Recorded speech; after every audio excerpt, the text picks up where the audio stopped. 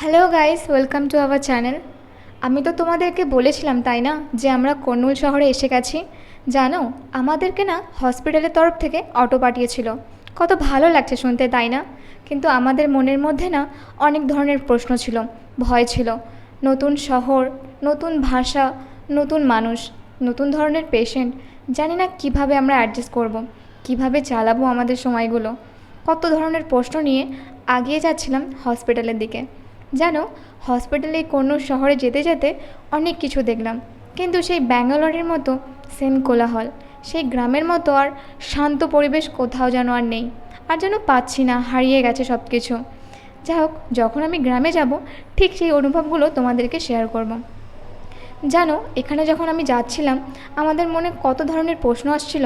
যাই হোক, ওখান থেকে আমরা যখন এই হসপিটালে আসি, এখানে আমরা কাজ করব সবাই। এই হসপিটালের নাম অমনি। যাই হোক করে জিনিসপত্রগুলো শিফট করে আমাদেরকে বললো খেতে চলে যাও। আমরা রাক্ষসের টিমরা সব কিছু ঝটপট করে খেয়ে নিলাম। নেক্সট ভিডিওতে তোমাদেরকে সব কিছু জানাবো।